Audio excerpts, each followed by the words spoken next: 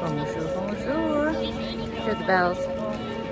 Just getting ready to pop into Notre Dame to give you a little tour of the back of the choir, give you all the fun, amazing facts and details.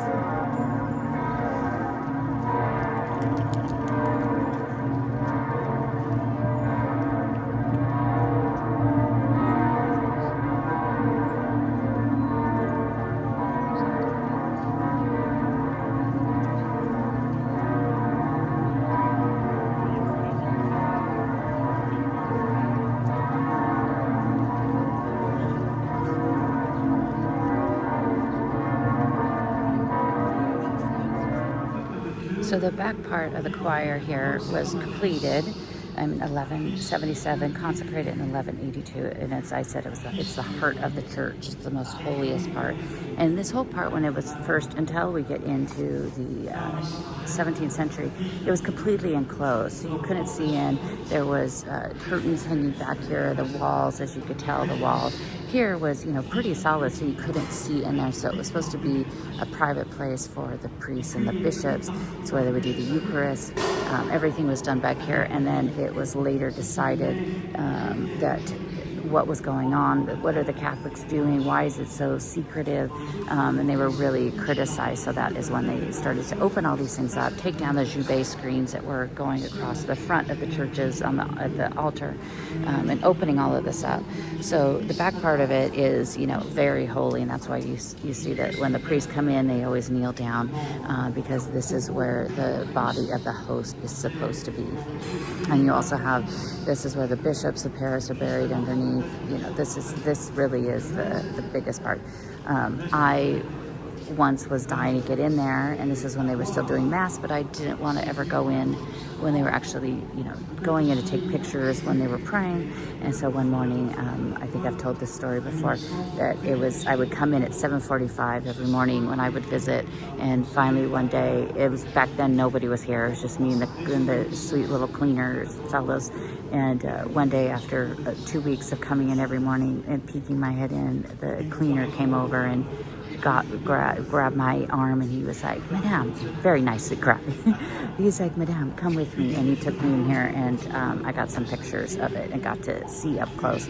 I just went to the statuary here, I'll just tell you about, but I really wish I had gotten some pictures of the stalls here. But I'm going to tell you all about all of it. And it's going to be kind of all over the place, because we're going to have to see it from both this side and the south side. And so I'm going to kind of give you a little bit about all of it, all over the place. One thing about the back is this gorgeous flooring. And so you have the marble here. Again, this was all done in the 18th century, beginning of the 18th century. So we'll go back a little farther. So in 1638, on February 10th specifically, Louis XIII had decided to dedicate France to the Virgin Mary. He had first said this in December 1637, after he had lost some battles. They still didn't, after 23 years, he still didn't have an heir to the throne. So he decided, I'm going to dedicate France to the Virgin Mary. And so he put it under protection. And so that was finally published and written on February 10th, 1638. In September 1638, Louis XIV was born. But in 1643, Louis XIII died. So he never got to complete his vow of what he wanted to see happen. So it took until 1699 for Louis XIV, his son, to do it. And the vow is something that is definitely, and some people, even some church officials, even still admit to that this is something that France is dedicated to Our Lady. It also made the Church of Notre Dame the Church of France. And so it was a pretty big deal back then.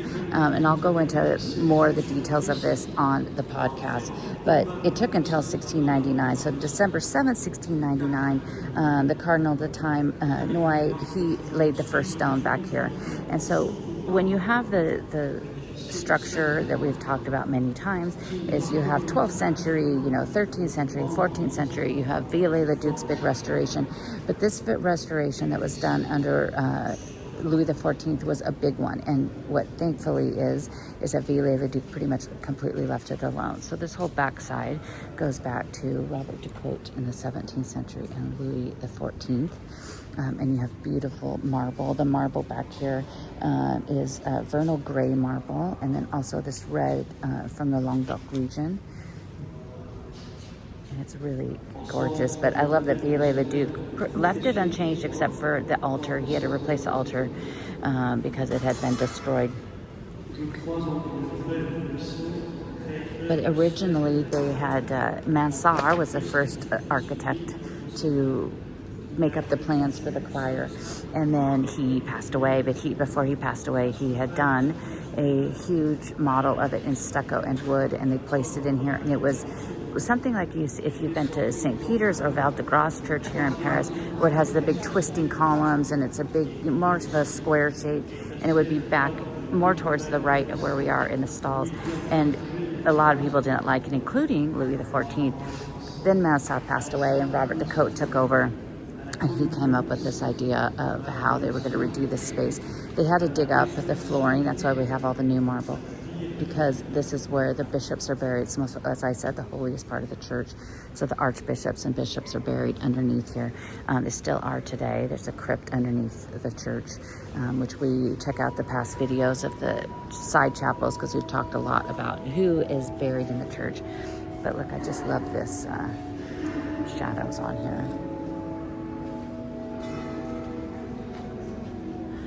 And you can see the stalls back here.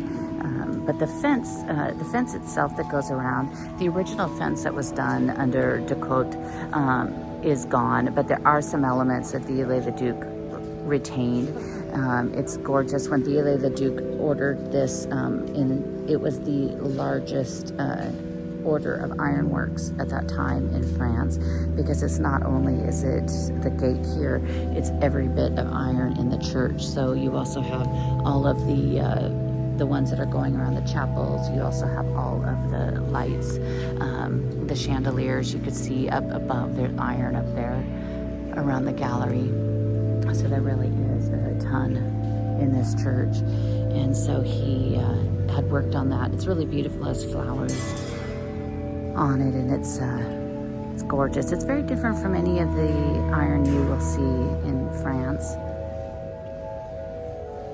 But one thing I do love is the original had placed at the top, I'll show you this one over here, is the cartouche, and then the cartouche of up at the top there.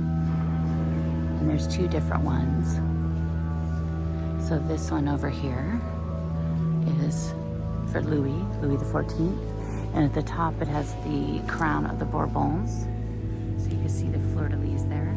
It's a little hard to make out the double L's in there, but you have the fleur-de-lis, that's the crown of the Bourbons. And then Viollet-le-Duc, because he started this under right before Napoleon III, but then was completing it during Napoleon III. So he had added this one, and this is the crown of Napoleon III, and the N for Napoleon, of course. So here's a good little spot to be able to see back inside here. See if I can get this in here well enough so you could still see. But back here, let's see. Here we go. What is amazing, I love every bit of it about this. So you have 6 angels that go around, and those 6 angels are holding the instruments of the Passion. And the one straight over there, you have she's holding the crown of thorns there on the right, and then to the left, the nails there, and then the one on the right to the right of the Pietà, in between Louis, is holding the sponge dipped in vinegar. Now you see this, the statue there is of, this one is of Louis XIII. So it took until 1699 and actually 1715 for these actually to be finished, the two pieces that are of the kings. So on this side you have Louis XIII. He is down on his knees. This was done by Guillaume Cousteau. It was a very family affair to create these three pieces, but Guillaume did this much to exactly the same idea of what the Philippe de Champigny painting was done, that Louis XIII commissioned, and he commissioned this painting to be of the vow. And he did see that finished, and it used to hang in the church here next to the altar, and now I believe it's in Cannes, so I need to definitely go out there and see that. But that's basically the kind of the same pose that he was doing in the painting. So Louis XIII is there, and he's on his knees holding his crown and scepter and presenting it to the Virgin there at the Pietà. The Pietà also was done by Nicolas Cousteau, who's Guillaume's brother, and he had been in Rome and had seen the Michelangelo Pietà and was greatly inspired by that. But usually you see the Pietà with Christ laying across her lap, but this one is more laying kind of propped up against her knees. But it's really beautiful. There used to be another piece up above on the ceiling hanging down, which was destroyed in the Revolution.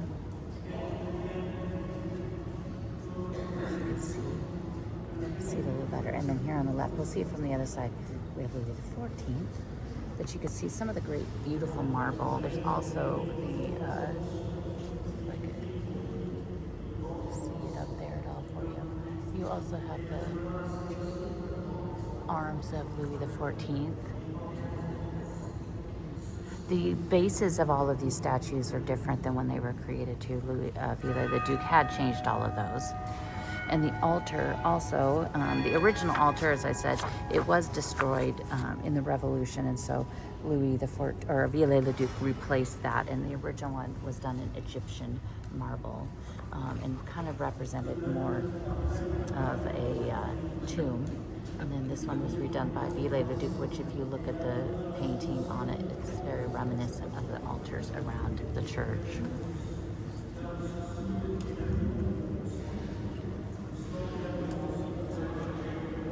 And I wish you could see in there, but it's kind of cool with all of the views you get. You see the chandelier.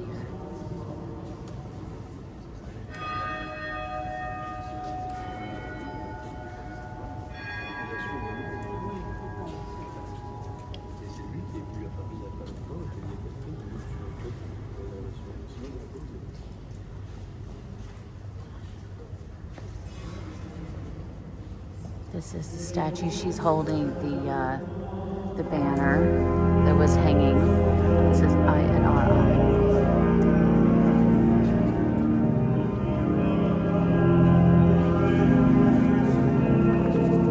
So in the very back, there used to be the relics of Saint Marcel and the other important members of the church, but none of those remain here anymore. But let me give you a better view of the cross. So the cross that was here was destroyed during the Revolution. This one was ordered and created in 1993 by Marc Couturier. And it is wood, and then it's done in white gold gilding up at the very top. That piece kind of looks like a fish, which is a symbol of Christianity. And then you have the beautiful cross hanging down, and the back of the Pietà. You can see the angels a little bit better back here.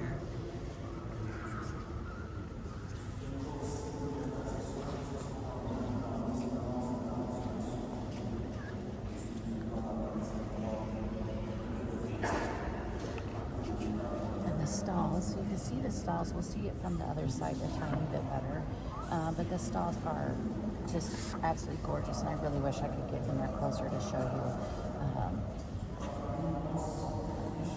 But we'll get a closer look there at the entrance. Let's back up now.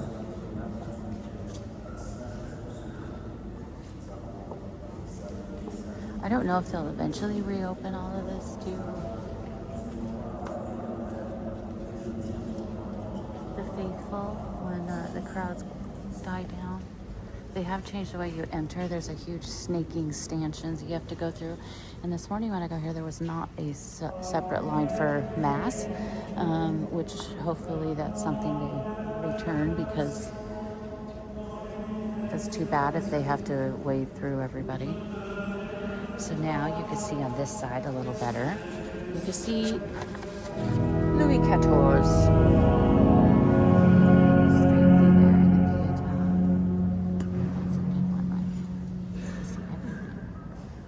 Louis XIV was done by Antoine Coissibot. He is the uncle of the two Cousteaus. His sister, Claudine, was their mother. And then now you can see the other angels. On the left, they're holding, that angel's holding the lance. And then the middle one is the reeds. And the one on the right, as I mentioned, the INRI.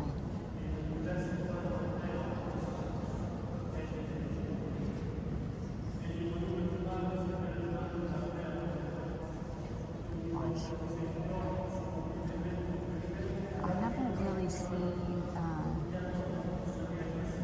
been in here when they've been using this for Mass yet. It used to be originally that it was used 8 times a day by the church officials. Way back when.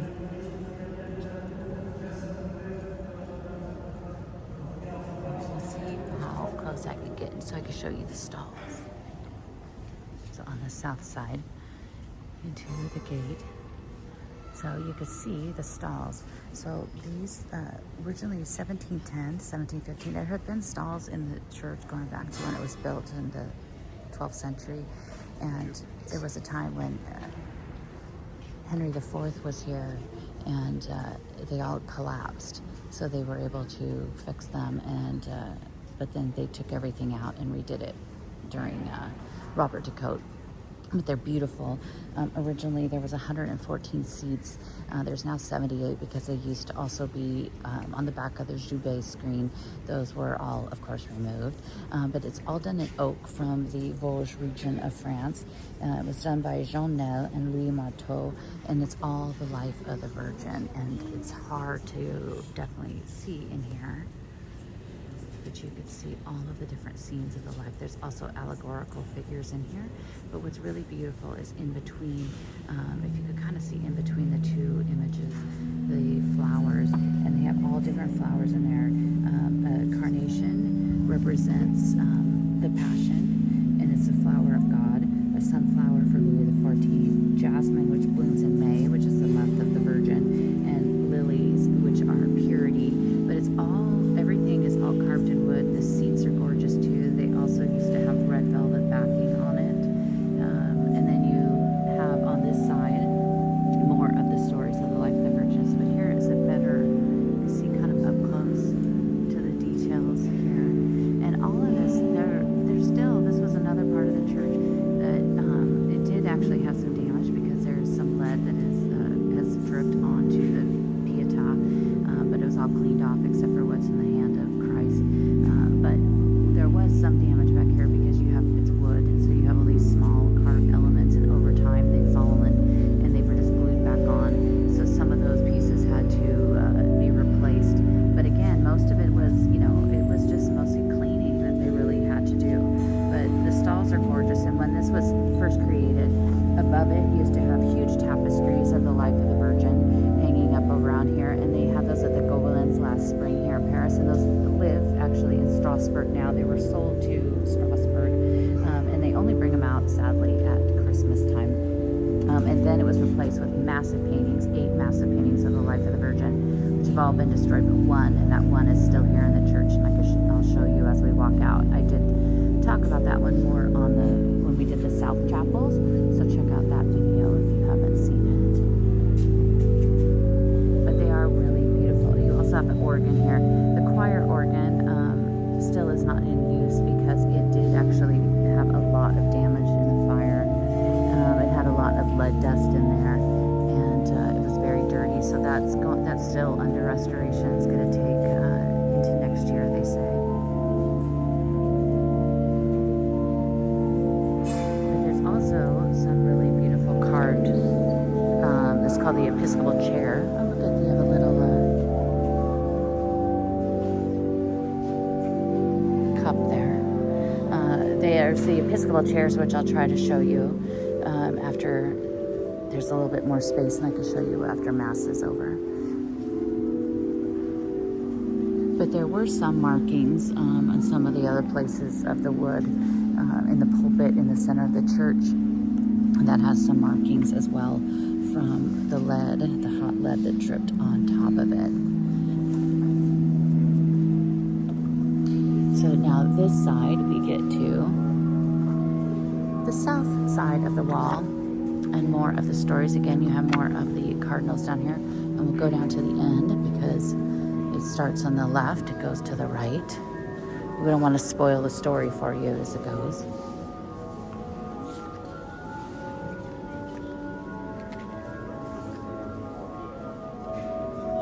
But it is a really beautiful sunny morning. It is a half marathon day, I think. I think it's a half marathon today. Or 5K, 10K. There's a bird in here. Do you see it? There was two. But you can see the back of the chair there. So this side was done and completed in 1351. And it's a little bit different. This side, you'll notice the little columns there that kind of separate each of the scenes. So the first one is Mary coming to the tomb, and she goes to the tomb. This is after Jesus was killed on the cross, and so here she is visiting, and she thinks that she's talking to a gardener, because why would she think that, you know, he is alive now? But she goes there, she's talking to the gardener, and then finally he says her name, and she realizes that it is him. So she goes back and she tells the other ladies, and so the holy women come to the tomb. This is 2 days after, to see him. So they were the first that got to see. So, you know, International Women's Day yesterday. Ladies are the ones that went and believed first. But look at even just the back of it, the gold, everything. The details on these are just amazing. And this morning when I came in, I just stood in front of these for a while looking at them because I did so much research on each of the stories. And I'll go deeper into this on the podcast. And then also on my website, I'm going to do a whole thing about this specifically for my newsletter. So make sure you go to ClaudineHemingway.com and sign up to get my newsletter. The third one here is Christ appears to Simon, Peter, and John. It's two scenes, can I hear in one. And there you have Jesus on the right, and also inside the little house there.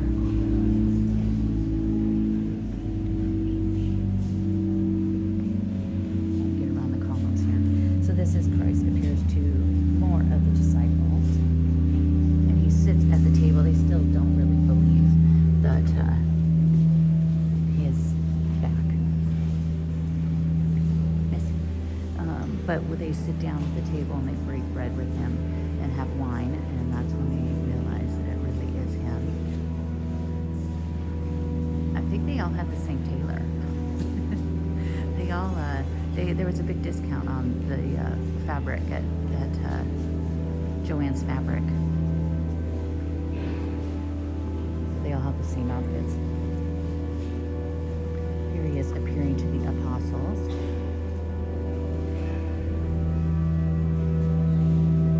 And this is to the apostles and Thomas. Thomas was not there. And Thomas is also the patron saint of architects, but he had not been there. And he was absent on the first night, so he touches his wound because he doesn't believe it. Which, you know, when you think about this story,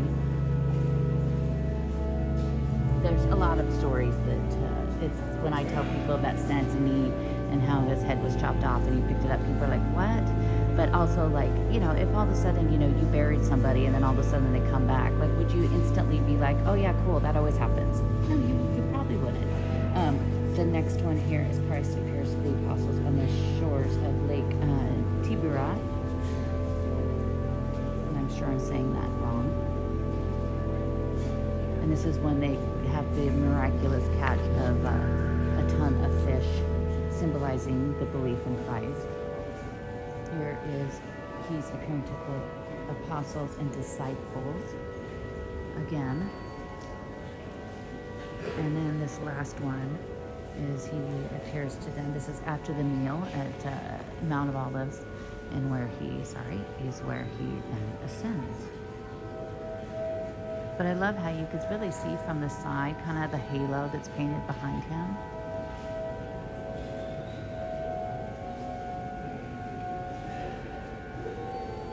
Really is beautiful.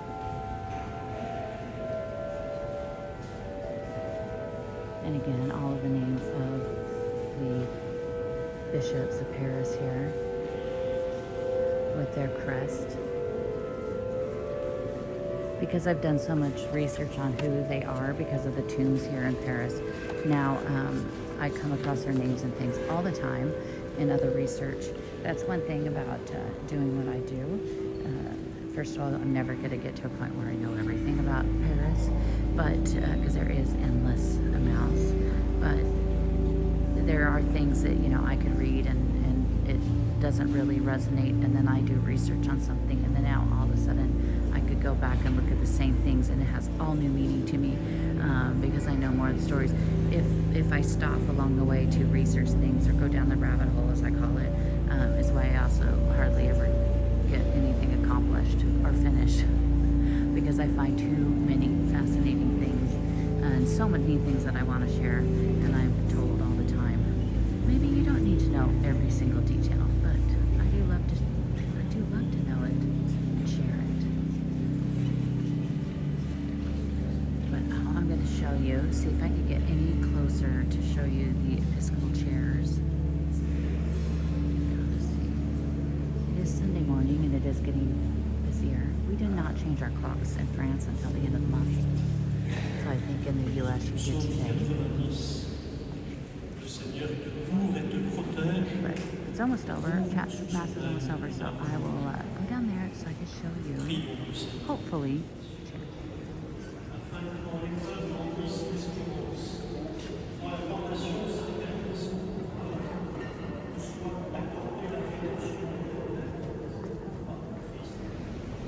So I wasn't able to get too close because there was a medical emergency. I think it's okay. It looked like a woman had maybe fainted. So the French firemen are there taking care of her. But they kind of pushed everybody away. So hopefully she will be just fine. But this is, I'll put some pictures of what the stalls look like here at the end. But this is one of the only one of the 8 paintings that survived. It used to hang over the stalls, done by Jean Jouvenet, and it's of the visitation. So you see Mary there coming to visit Elizabeth. Elizabeth looks like she's quite a bit older. But it is pretty amazing, huge. It's just here at the exit. But I'm going to pop outside and see if there's anything new on the spire to share with you.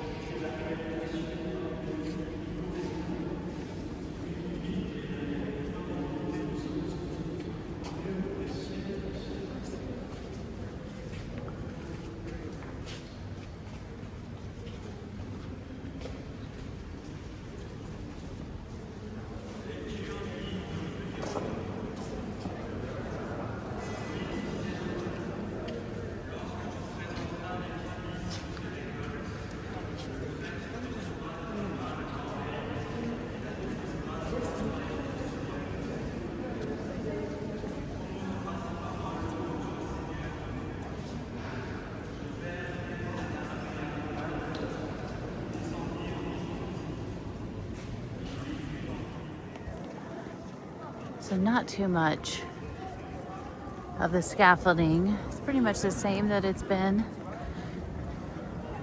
the last week and a half or so, with the bottom. You can see where the dragons are. You can see those up there. Let me get up a little bit and zoom in on the opening up here. You can see those kind of popping out. Oh, a few, oh, maybe that new one is taken out. The hangers on the side. It's amazing to think that 3 months, 4 months, 3 months. I'm good at counting today. 3 months ago.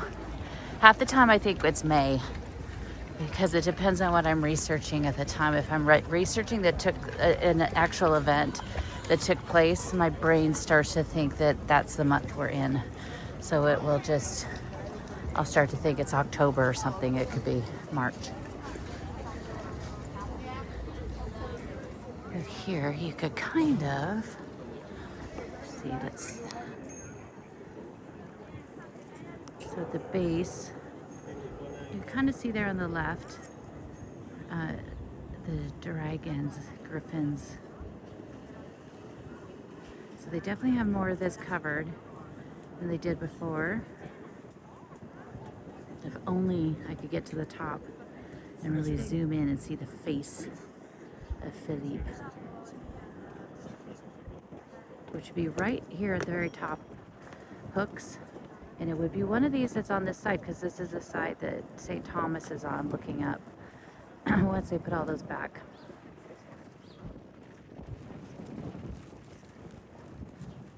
The sky looks a little more ominous in the camera than it actually is. But you got a little bit of sun. I don't know, I think the race is starting at the end here near the Pont de la Tournelle, but I'm not sure what is, if this is part of it. I don't think so. So I think it went towards Bastille, but I have no idea. So there you go. Well, thank you guys so much for watching.